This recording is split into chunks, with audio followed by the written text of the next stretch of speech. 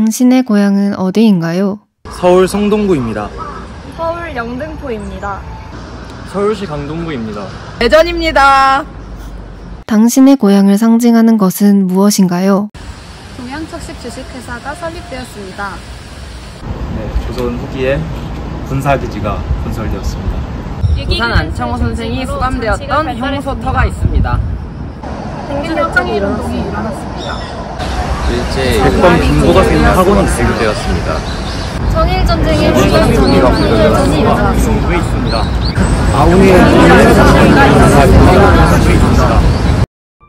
점은 한 사람을 뜻하고 점이 모여 만들어진 선은 사람이 모여 이어지는 이야기를 뜻합니다. 그런 선들이 모여 이루어진 면은 이야기가 쌓여 전해지는 역사가 됩니다. 이처럼 역사는 작은 존재들로부터 시작됩니다. 점과 선과 면으로 이루어진 지금의 역사. 눈으로 보이지 않는 사실을 28명의 지역사를 통해 우리의 역사가 엮어져 있다는 것을 보여주려 합니다. 우리의 지역 속 작은 점들도 선이 되고 면이 되어 하나의 이야기가 될 수 있지 않을까요?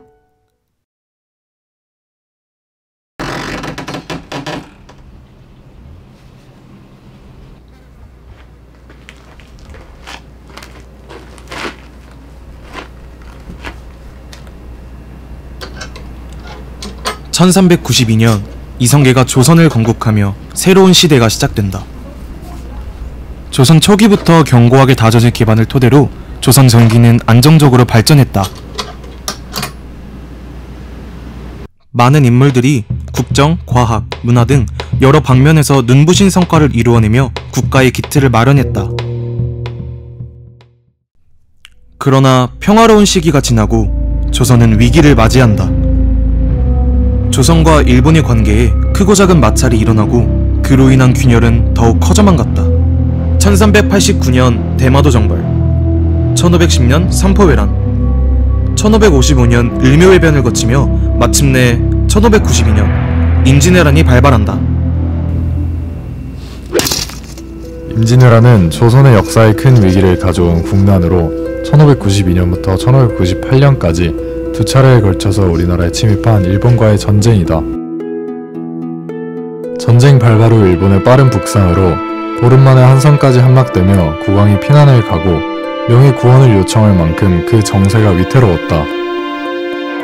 이러한 위기 속에서 끝없는 노력으로 승리를 쟁취한 여러 전투, 또 그 전투에서 활약한 인물들이 있다. 1593년 전라도 순찰사에 직함해 있던 권율이 일본군을 행주에서 격파했다. 행주대첩은 임진왜란 3대첩이라 불리는 대승으로서 추후 조명연합군이 한성을 탈환하는 데 기여했다. 행주산성에 주둔하고 있던 조선군은 2800명가량의 규모에 그치는 수준이었지만 그에 반해 일본군은 3만 명의 병력과 정예 장수들을 내세워 행주산성을 공략하려 했다. 그러나 권율을 포함한 군관민은 완벽한 전략 전술을 이용하여 일본군을 격파한다. 권율의 행주대첩은 선조수정실록에 이렇게 기록되어 있다. 권율은 이 공을 인정받아 한성 탈환 직후 육군 최고 지휘권을 쥔 도원수직을 임명받았고 현재 그의 동상과 대첩비각, 행주대첩비는 고향 행주산성에 세워졌다. 충무공 이순신 장군 역시 임진왜란에서 크게 활약한 인물이다. 그는 훗날 정읍에서 전라좌수사로서 남해 바다를 수호했으나 임진왜란이 일어나자 경상도 해역으로 출정해 일본군과의 해전을 벌이게 된다. 옥포와 하포에서 외선 30여 척을 격파한 옥포해전부터 적진포해전, 사천해전 등 여러 해전에서 잇따라 생존보를 울렸다. 특히 사천해전에서는 거북선이 처음으로 실전에 투입되었는데 이 전투에서 왜군 함선 13척을 격침시키고 왜군 2600여 명을 사살했다. 죽기 전까지 나라를 위해 싸웠던 충무공 이순신의 공과 충절은 후대의 사람들에게 귀감이 되었다. 1795년엔 이순신의 유고와 관계 문건을 망라한 이충무공 전서가 간행되었으며 현재 정읍 충무공원 안에 있는 남해 충렬사에서 그의 공적을 기리고 있다. 임진왜란 한때 충무공 이순신 장군과 함께 왜적을 물리친 또 한 명의 이순신 장군이 있다. 바로 무의공 이순신 장군이다. 2000년에 취역한 SS-068 이순신함은 무의공의 이름을 따서 만들어 그의 공적을 기렸다. 그는 임진왜란 때 방답 진첨 절제사로서 충무공 이순신 장군과 함께 참전하여 옥포해전에서 전공을 세웠다. 흥미로운 점은 동명이인의 두 이순신이 친밀한 관계였다는 점이다.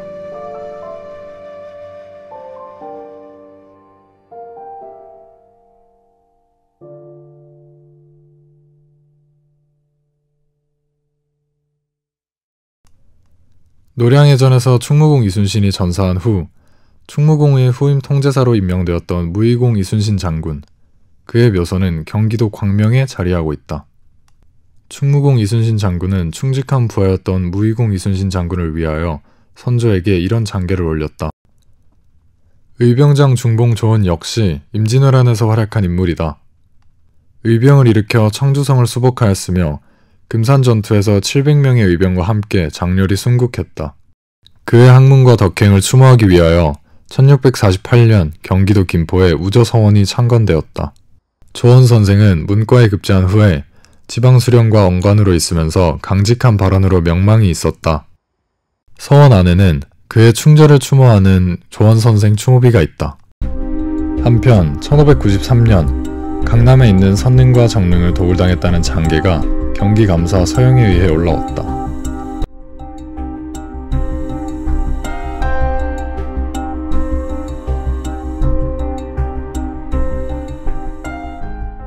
선릉은 성종과 계위인 정현왕후가 묻힌 왕릉이며 정릉은 중종이 묻힌 왕릉이다. 임진왜란 당시 선릉과 정릉이 모두 도굴당한 후 정릉에서 정체불명의 시신이 발견되기도 했으나 당시 중종을 목격했던 사람들의 증언과도 불일치해 중종의 시신이 아닌 것으로 보였다. 그리하여 현재 선릉, 정릉 모두 주인 없는 허묘나 다름없는 상태로 남아있다. 이는 당시 조선이 외세 침략으로 인해 얼마나 많은 문화재를 잃게 되었는지 다시금 되새기게 해준다. 그렇게 임진왜란은 큰 인명 손상과 전야의 황폐화 등 많은 피해를 안고서 막을 내린다. 이후 조선 후기에 들어서며 임진왜란의 피해가 가시기도 전에 병자호란이라는 국난이 시작됐다. 병자호란은 1636년 청나라가 조선을 침략하면서 일어난 전쟁이다. 누르하치는 만주족을 통합하고 후금을 세운 후에 당시 친명배금 정책을 펼쳤던 조선을 침략하여 1627년 정묘호란을 일으켰다. 이후 조선 내부에서는 척화배금의 목소리가 커졌고 이에 후금은 나라 이름을 청으로 고친 뒤 조선에 재차 침입한다.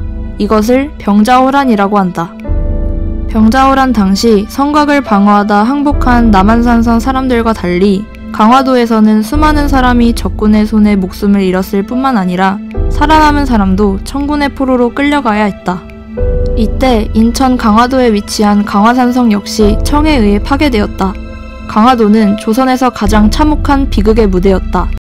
당시 강화도 함락 참화가 기록되어 있는 강도피와 기사는 자신의 나라를 지키지 못한 자들의 비극을 극명하게 보여준다.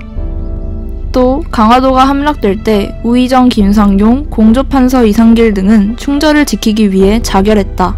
우의정 김상용은 왕의 신주를 받들고 빈궁, 원손을 수행해 강화도로 피신했다가 이듬해 성이 함락되자 성의 남물로에 있던 화약고에 불을 지르고 순절했다. 공조판서 이상길은 종묘와 사직이 장차 망하려 하는데 어찌 구차하게 살 수 있겠느냐며 스스로 목을 메었다. 충에 대한 굳은 절개로 스스로의 목숨을 끊고 근황병을 모아 남한산성으로 가려 했던 충신들의 위패가 인천 강화도 충렬사에 봉안되어 있다. 한편 청의 별난의 인조는 바로 서울을 빠져나와 강화도로 먼저 향했으나 강화도로 가는 길은 끊겨 있었고 그렇게 인조는 강화도로 가지 못하고 남한산성에 도착했다. 그곳에는 식량이 충분하지 않았고 각 도의 관찰사와 병사가 거느리고 올라왔던 관군들은 청군에 의해 모두 패배할 수밖에 없었다. 결국 인조는 청에게 항복하고 만다. 1637년 인조는 삼전도에서 북쪽의 태종을 향해 3번 절하고 9번 머리를 조아리는 삼배구고두례를 행했다. 백헌 이경석 선생은 삼전도의 굴욕 이후 왕명으로 삼전도 비문을 참진한다. 그는 성남에서 태어난 조선 중기의 문신이자 서예가로 50년 동안 시국의 안팎으로 얽힌 난국을 적절하게 주관한 명상으로 평가받는다. 1636년 병자호란 때는 인조를 호종하여 남한산성에 들어가게 되었다. 전쟁이 끝난 후에 청나라는 조선에 자신들의 승전을 기념하는 비문을 요구했다. 인조는 이를 이경석에게 간곡히 부탁하였고 이경석은 결국 굴욕적인 삼전도비의 비문을 쓸 수밖에 없었다. 이로써 삼전도의 굴욕을 끝으로 조선은 청과 군신관계를 맺게 되고 병자호란은 마무리된다.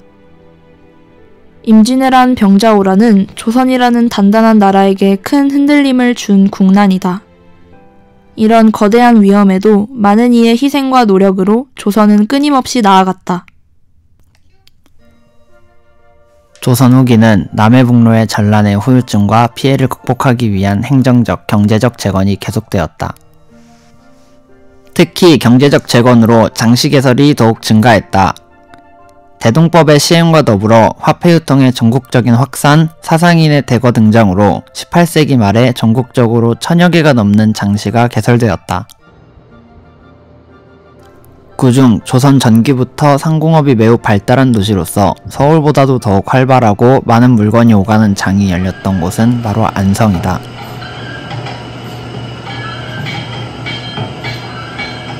조선 후기에도 매우 발전하여 안성에는 조선에서 최고로 버금가는 장시가 형성되었다.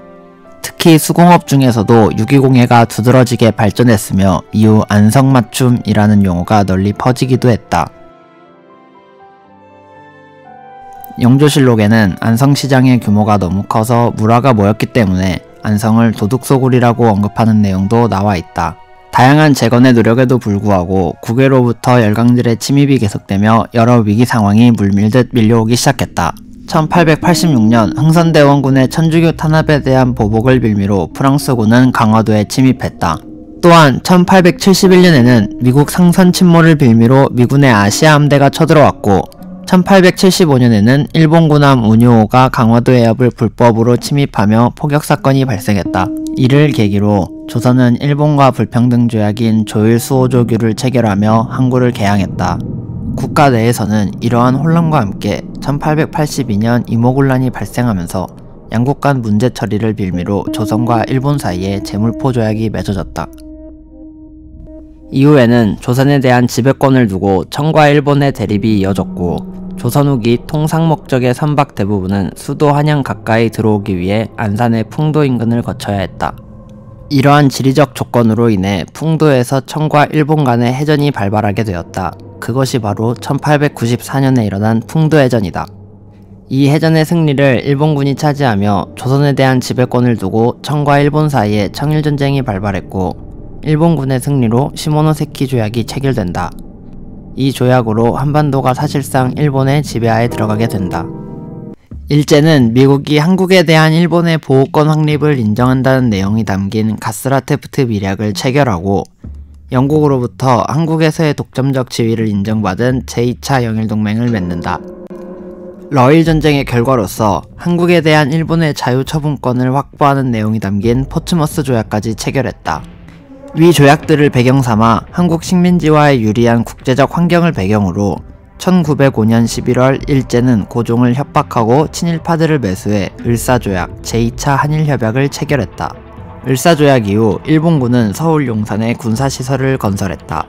1908년에는 지금의 미 8군 주둔지역 등을 포함하여 약 300만 평에 달하는 지역을 강제 징발했고 이 지역들을 군사기지화함으로써 용산 일대를 한반도 무력 통치와 대륙 침략의 거점으로 삼았다. 이후 식민지배 공고화와 대륙 침략 전진기지는 후방기지 구축을 목적으로 1915년 조선 내 2개 사단 증설을 결정하였으며 이렇게 일제는 대륙 침략의 발판을 위한 증설과 상주 사단을 설치하면서 용산기지를 물리적으로 확장시켰다. 이러한 군사기지는 창원에도 설치되었다. 일제는 창원, 마산, 거제 등 진해만 일대 주요 지역을 사실상 강점하고 여기에 해군 방비대 등 임시 군사기지를 설치했다. 러일전쟁 직후부터 한반도에 군항을 건설할 계획을 세우며 군항이 들어설 지역에 한국인 부락을 철거하는 등의 공사를 시작했다. 이로써 점차 일제가 한국을 지배하는 시커먼 그림자가 하늘 전체를 덮었고 그렇게 1910년 한반도엔 전무후무한 칼바람이 불어닥치기 시작했다. 1910년 한일 병합조약의 체결을 강행함으로써 일제 감정기가 시작된다. 일제는 우리나라의 주권을 앗아갔고 사회 경제적 수탈을 넘어선 민족 말살을 목표로 폭압적인 통치를 펼쳤다. 식민통치기구인 조선총독부를 설치하여 행정, 입법, 사법, 군 통수권에 막강한 권력을 행사하였고 민간인을 군사적 방식으로 검열하는 헌병 경찰 제도를 실시하였으며 토지 약탈과 식민 착취를 목적으로 토지 조사 사업을 실시했다. 당시 토지 수탈을 위해 설립된 동양척식 주식회사가 부산에 남아있다. 동양척식 주식회사를 줄여서 동척이라고 하는데 일제는 이를 중심으로 우리 민족을 수탈하는 데 앞장섰다. 동척은 조선단의 개간과 농업발전을 돕는다는 명목으로 세워졌지만 실제로는 조선의 토지와 자원을 빼앗는 역할을 했다. 동척으로부터 땅을 빌린 농민들은 수확의 절반 가까이를 소작료로 내야 했다.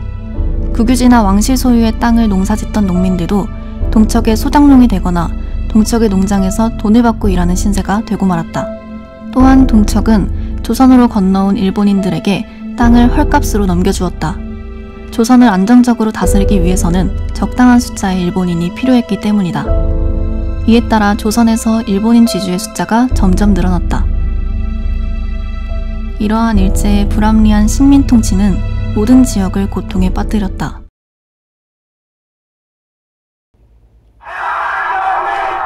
그러나 전국 곳곳에서는 이에 항거하고 한국의 독립의사를 세계만방에 알리려는 노력의 싹이 피어나기 시작한다.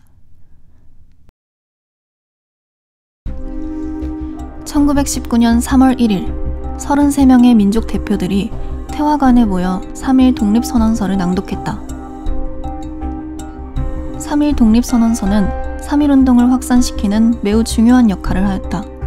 유학자, 상인을 통해 또는 지방에서 사람을 보내며 비밀리에 각처로 배포되었다.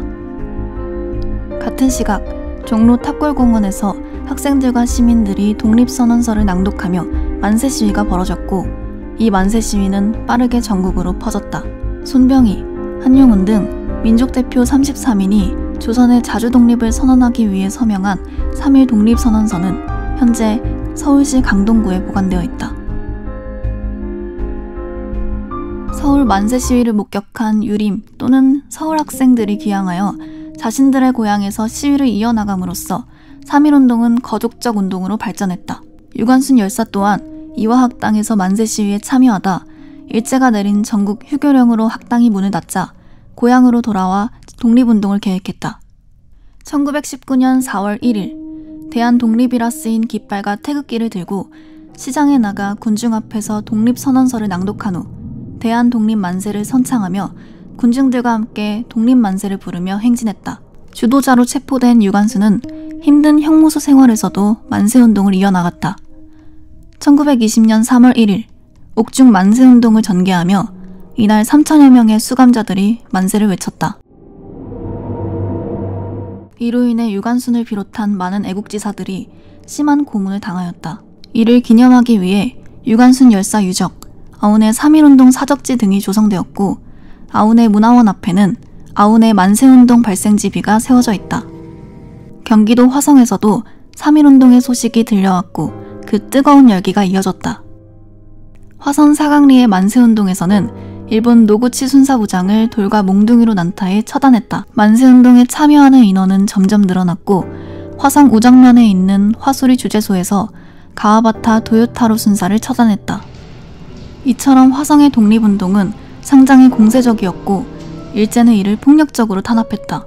3.1운동 당시 일제가 화성의 제암리 주민 23명과 고주일 독립운동가 일가 6명을 집단 살해한 후 은폐하려 한 제암리 학살 사건이 일어났다. 1919년 4월 15일 일제가 3.1 만세운동의 보복으로 제암리 주민들을 교회당에 모이게 한 후 집중 사격했으며 그뒤 추가로 김응렬 등 일가족 6명을 만세운동 주모자로 몰아 총살했다. 이후 학살의 증거를 인멸하기 위해 교회당에 불을 질렀으나 당시 선교사로 있던 스코필드가 현장의 사진과 목격자의 증언을 담은 보고서를 작성해 미국으로 보내면서 그 참상이 알려지기도 했다. 이러한 일제의 끔찍한 탄압에도 우리 민족은 물러서지 않았다. 이석영은 남양주 일대의 땅을 팔아 형제들과 함께 1910년 만주로 망명하여 신흥 무관학교를 세워 독립군을 양성했다. 이석영은 사만갑축의 후예로 만여석의 대자산가로 이름을 날렸으나 독립군 기지를 개척하기 위해 전 재산을 처분하고 1910년 서간도로 망명했다. 이석영 선생의 6 형제들은 넷째 이회영의 건의에 따라 일가권속 60여 명을 이끌고 망명을 단행했다. 이들은 오로지 잃어버린 나라를 되찾으려는 혈성으로 가문 차원에서 집단 만명한 것이다. 서간도로 이주한 후에는 한인 자치기구 경학사와 이후 신흥무관학교가 되는 신흥강습소를 창설하여 독립운동을 이어나갔다.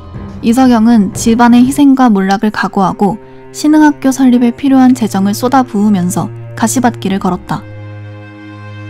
그러나 그 길을 마다하지 않았던 이석영의 자취는 독립운동의 정의를 역사에 남긴 표상이었다. 우리의 독립 열망은 제주도까지 이어졌다. 1931년 제주시의 해녀들은 일제의 식민지 수탈 정책과 민족적 차별에 항거하여 우리나라 최대 규모의 여성 항일운동을 일으켰다. 해녀항쟁은 거친 바다에서 목숨을 걸고 캐는 해산물의 부당한 수매 가격을 둘러싼 분쟁으로 시작됐다. 1900년대 해녀들이 수확한 해산물의 판로가 개척되며 그들에 대한 수탈과 착취가 심해졌고 1930년 31년에 성산포와 하도리에서 일제와 결탁한 조합이 경매 가격을 대폭 깎아 해녀들의 몫을 거의 빼앗자 해녀들은 공동투쟁에 나선다. 결국 모든 시위는 강제 진압되었으나 시위 횟수가 238회에 달하는 대규모 항일운동이었다. 독립을 위해 한평생을 바친 인물들도 있다. 민세 안재홍 선생은 민족과 문화 역사를 지키는 데 앞장섰다.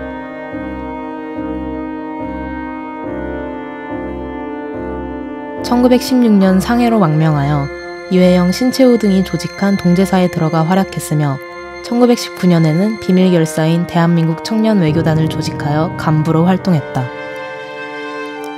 독립자금을 모금하고 또 한글 보급운동을 전개하면서 옥고를 겪었는데 이때 일어난 사건이 조선어학회 사건이다. 3.1운동을 계기로 한말운동이 재등장하며 조선어학회가 결성되었고 조선어 사전을 편찬하며 표준어, 외래어를 제정하는 등 말과 글의 연구와 보급을 목표로 독립운동을 전개했다. 일제는 이러한 행위가 조선 민족 사상을 꺾으려는 그들의 의도를 방해한다고 생각하여 그들을 해산시키고 관련 인사들을 검거했다. 이 사건이 조선어학회 사건이다. 안재홍이 살았던 생가는 현재 경기도 평택시에 남아있다. 김구는 대한민국 임시정부에 참여하여 주석으로 재임했으며 한인애국단을 지휘하는 등 활발하게 활동한 독립운동가다. 3.1운동 후 김구는 상하이로 망명하여 대한민국 임시정부에서 경무국장, 내무총장을 역임했다. 1926년에는 임시정부 내각수반인 국무령에 선출되어 노선 갈등으로 혼란스러웠던 대한민국 임시정부를 정상화하는 데 주력했다. 1931년 일본이 만주사변을 일으키자 대한민국 임시정부는 암살과 파괴를 중심으로 하는 특무활동에 나서기로 하고 그 전권을 김구에게 맡겼다. 이에 김구는 특무활동기구인 한인애국단을 창설하여 이봉창, 윤봉길 의사와 함께 무기를 활용한 독립운동을 주도했다. 해방 후에는 1949년 무산아동을 위해 백범학원을 개원하여 당시 금호동 일대는 전재민 주택이 되었는데 관련 기념비가 현재 서울특별시 성동구에 남아있다. 일제의 폭력적인 탄압이 존재했지만 사그라들지 않았던 우리의 독립열망. 전국 각지에서 일어난 노력으로 결국 해방이라는 결과를 맞이하게 된다.